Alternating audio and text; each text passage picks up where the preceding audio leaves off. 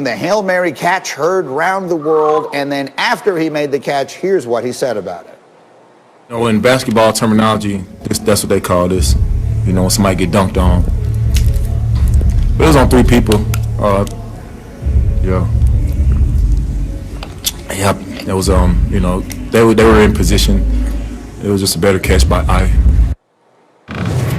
So that's what Hopkins said. What does Swagoo say?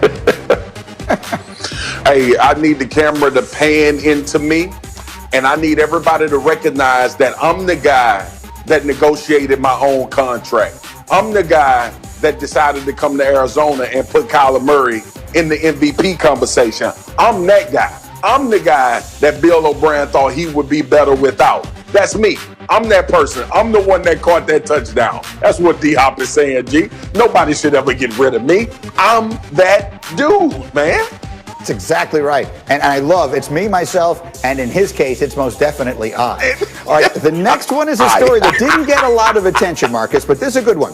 So when the Vegas Raiders went into Kansas City and beat the Chiefs, the only game Kansas City has lost this year, it turns out the Raiders took a victory lap around Arrowhead Stadium. After they won the game, they actually drove the buses around the stadium after that win. Here are both coaches talking about it yesterday.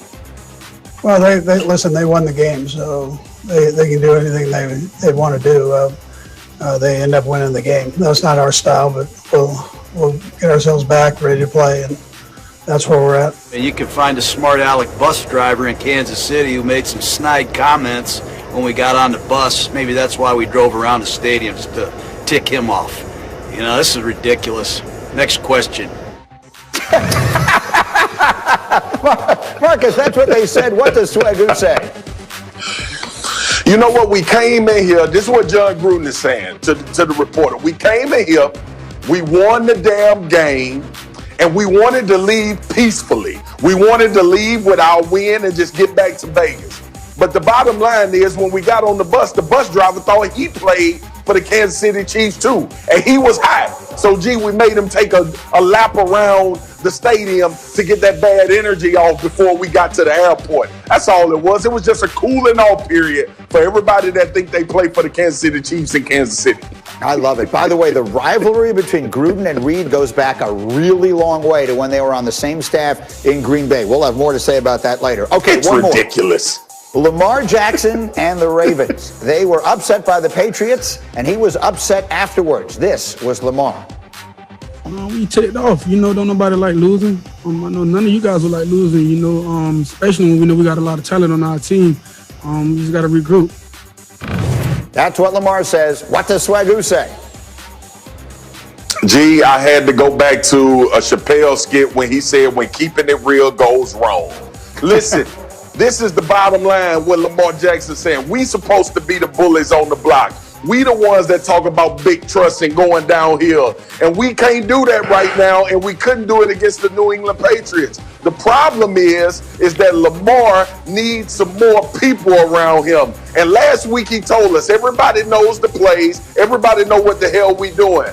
Lamar, keeping it real went wrong. The New England Patriots stole y'all playbook and ran the football down y'all throats, man. Yeah. I want to sit on that one a minute here and bring Jeff into it, because the two of you here on this program, we've had a lot of conversations, and it feels like about this team and about this offense, and it feels like it's kind of come to a little bit of a head here for them. Jeff Saturday, as you watch them play, what are the Ravens right now?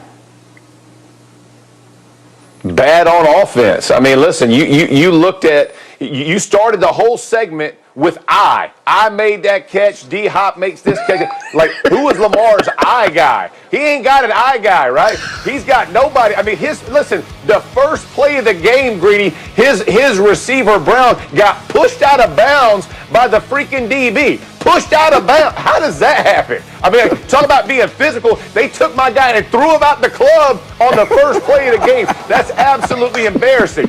He can't play any better. 24-34. He's rushing the ball for 55 yards. I mean, his best receiver is Andrews. I mean, Snead is your number one. Like, I need an I guy. That's what Lamar really wants to say. I need an I guy. I'm finally with Swagoo, man. I need an I guy because I hurt for Lamar right now.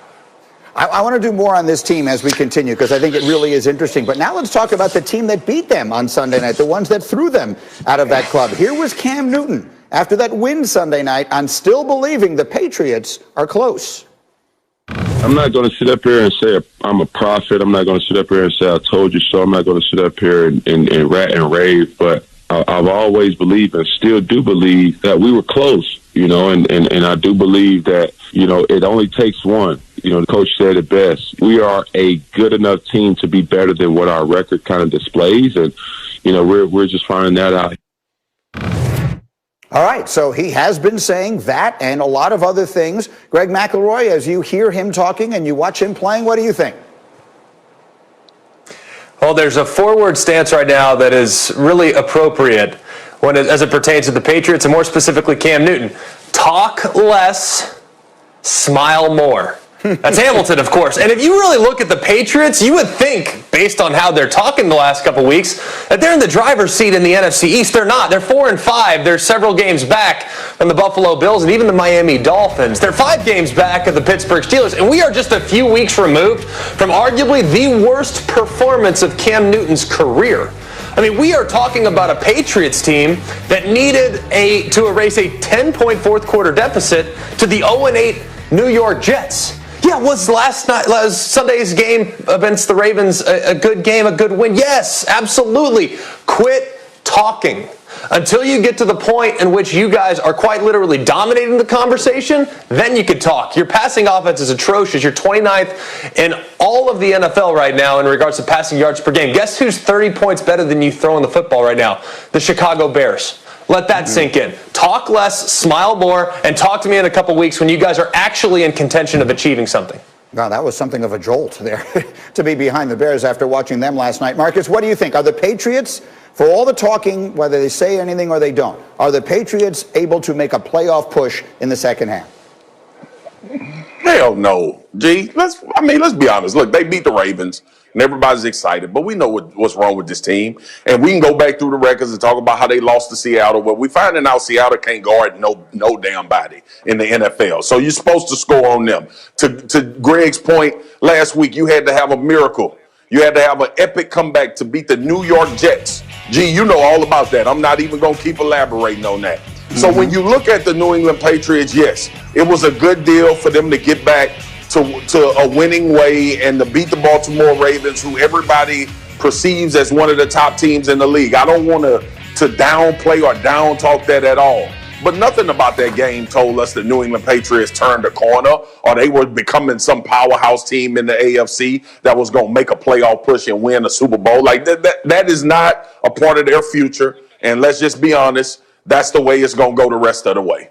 I'm looking at their schedule here for the rest of the season. It's sort of a mixed bag. It certainly isn't particularly easy, that's for sure. What are you hearing as far as they bounce back as you look at their next 4 games here? What are you hearing as far as around the league with that win Sunday night? Yeah, 4 of the next 5 are on the road. It's going to be tough. Look, I still think it's a thin roster, and I think the expectation is that there's probably going to be very difficult for them to get back into it with 2 good teams ahead of them in the AFC East. I have a little bit